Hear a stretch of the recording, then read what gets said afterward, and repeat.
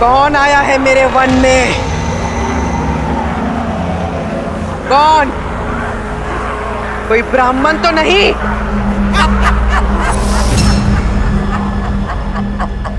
ब्राह्मण?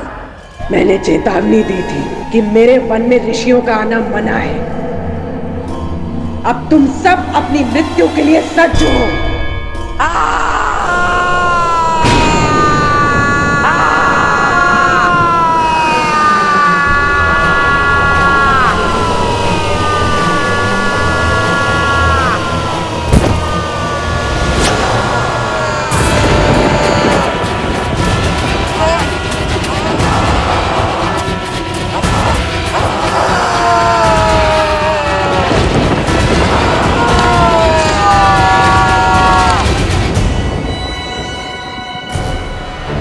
भैया, प्रहार की आज्ञा दीजिए।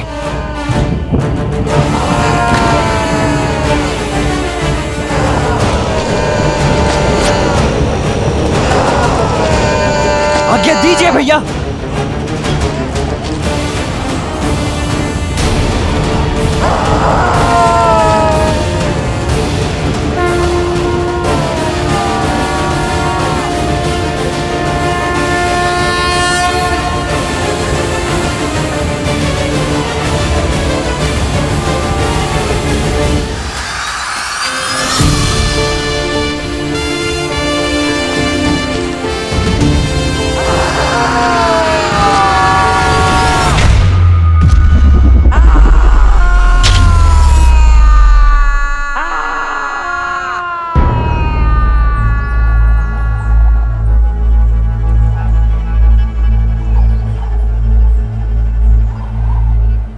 अद्भुत भैया, आपने तो प्रत्यंचा की टंकार मात्र से उस राक्षसी का अंत कर दिया।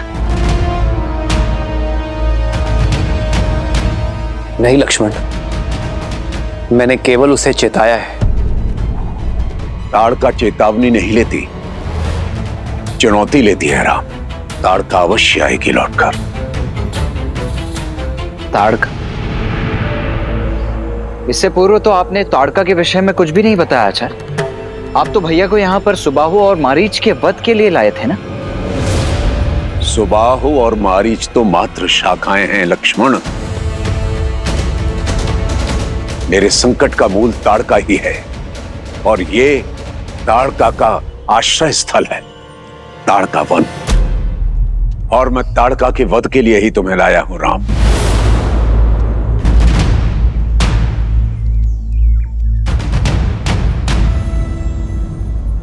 स्त्री का वध करना अधर्म है गुरुवर। मैं कारण जानना चाहूंगा। कारण उसके अतीत में छिपा है राम। पहले ये वन ताड़का वन नहीं हुआ करता था।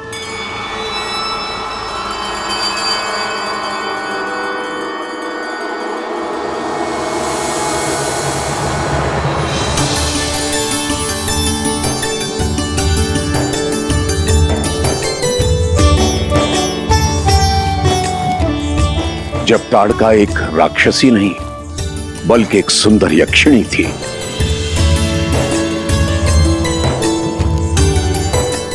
यक्षराज सुकेतु की पुत्री। पिताश्री, मेरी पुत्री। यक्षिणी ताड़का के कोमल मन में प्रेम का अंकुर फूटा। उसे प्रेम हुआ एक गंधर्व से जिसका नाम था सुंड।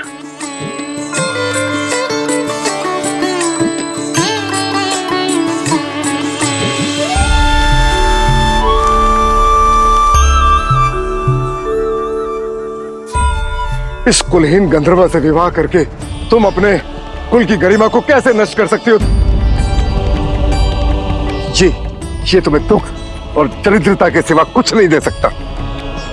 जीवन के लिए धन और साधन से अधिक प्रेम और सद्भाव आवश्यक है पिताश्री। सुन मुझे भरपूर प्रेम देगा।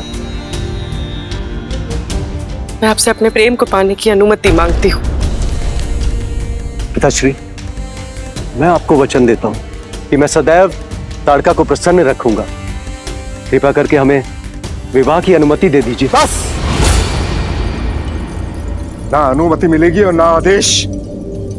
और पुत्री, तुम अपने सारे अधिकारों से, सारे वैभव से वंचित हो जाओगी।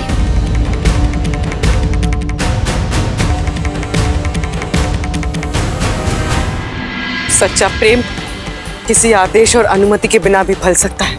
क्षमा कीजिए पिताश्री, मैं अपने प्रेम को पाने के लिए ये सारे ऐश्वर्यों को त्याग करने के लिए भी सच हूं। तुम इस गंधर्व के लिए अपने पिता की अवहेलना कर रही हो।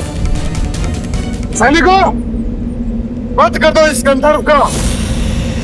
जब प्रेमी ही नहीं रहेगा तो प्रेम किससे करोगी? छोड़ दीजिए, छोड़ दो मुझे। पिताश्री।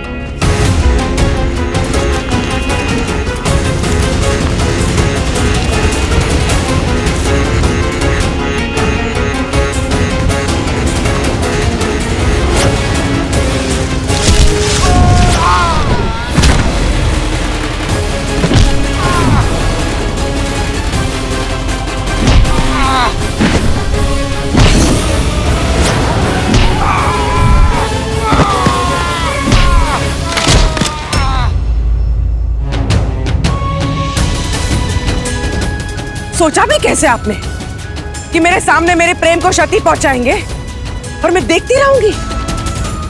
यदि मेरे प्रेमी पर आंच भी आई ना तो सारे संसार को जलाकर राख कर देगी ये ताड़का। निकल जा मेरे राज्य से। तू मेरी पुत्री कहलाने योग्य नहीं है।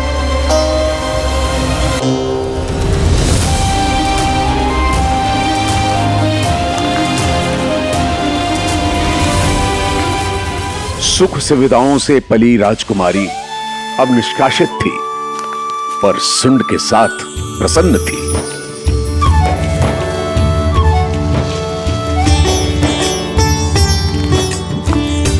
और समय आने पर ताड़का ने 2 पुत्रों को जन्म दिया, मारीच और सुबाहु।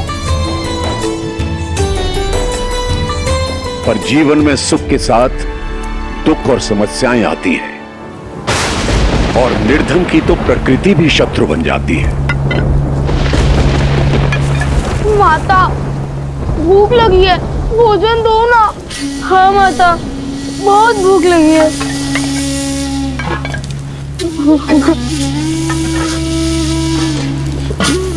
शांत हो जाओ पुत्रों, वर्षा थमने दो, पिता कुछ लेकर आएंगे। हाँ?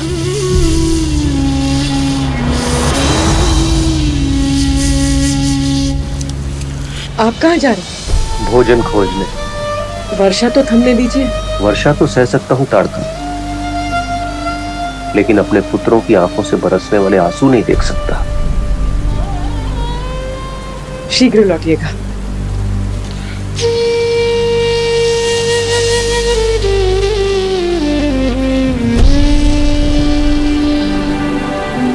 माँ, बहुत भूख लगी है। हाँ माँ, बहुत जोर से भूख लगी है। भयंकर वर्षा में सुंड वन में भटकता रहा, पर ना तो कोई आखेट मिला, ना कुछ खाने को। भूखे थके हारे सुंड ने शक्ति पाने के लिए वन में उग रही कुछ मादक वनस्पतियां खा ली।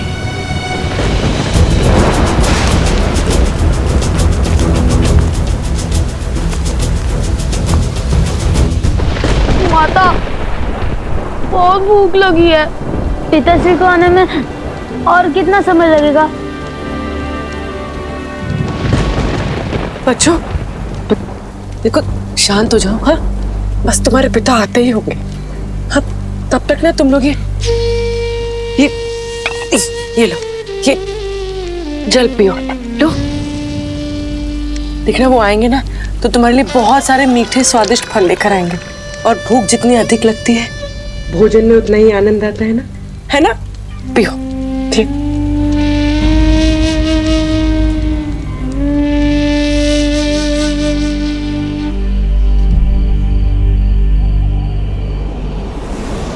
भोजन ढूंढते ढूंढते सुंड अगस्त्य आश्रम में आ गया।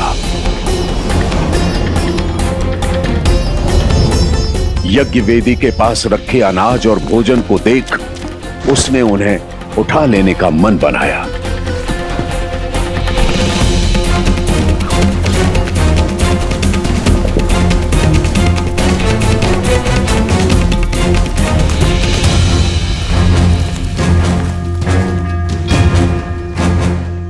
उदंड चोर, ये सामग्री हवन के लिए है, स्पर्श भी मत करना। भूख भूख भूख भूख मत पीकर आश्रम में चोरी कर रहा है। शिष्यों, जी गुरुजी। इस चोर को पकड़कर आश्रम से बाहर करो।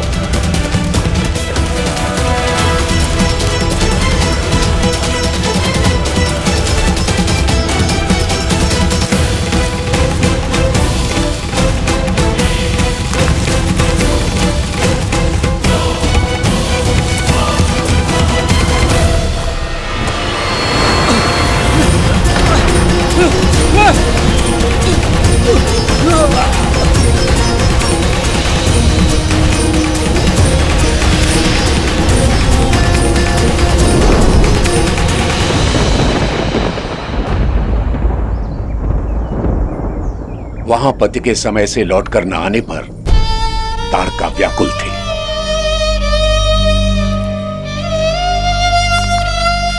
रात्रि से सुबह हो गई, ये अभी तक आए क्यों नहीं?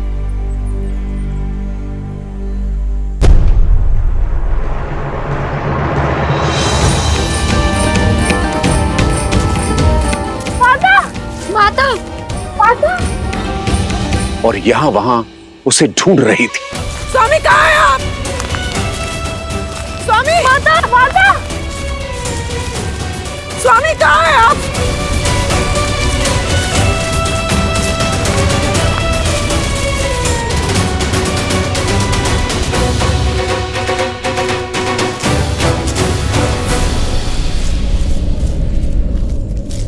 ऋषिवर, मेरी सहायता करें। मेरे पति घर से भोजन ढूंढने निकले थे, अब तक लौटे नहीं हैं। क्या वो यहाँ भटकते हुए आए थे? वो लंबे कद के गौर वर्ण के हैं। तो वो तुम्हारा पति था? वो आया था। हाँ, कहाँ है वो? स्वामी! स्वामी! स्वामी कहाँ हो? वो मदिरा के मद में था और इस आश्रम से हवन सामग्री चुरा रहा था। मैंने उसे पुकारा, पर वो बौखलाहट में हवन कुंड में गिर गया और भस्म हो गया। और साथ ही 40 वर्षों से चल रहा अखंड यज्ञ भंग हो गया।